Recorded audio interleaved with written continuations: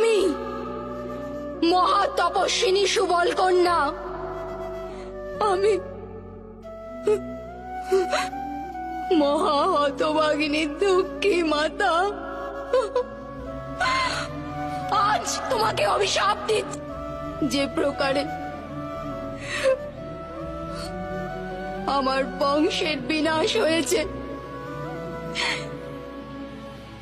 সেই প্রকারে তোমার চোখের সামনে তোমার যাদব বংশের বিনাশ হবে।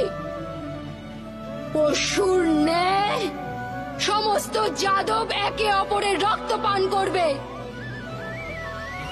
আর বাছুরের ন্যায় সমস্ত যাদব বালক ক্রন্দন করবে। ওদের অশ্রু মুছিয়ে দেওয়ার কেউ থাকবে না। তোমার নগরীয় সমুদ্রে নিমজ্জিত হবে, আর তুমি কোন জঙ্গলে একলা অশক্ত এক বৃদ্ধ পশুর ন্যায় এক শিকারীর হস্তে তীরবিদ্ধ হবে।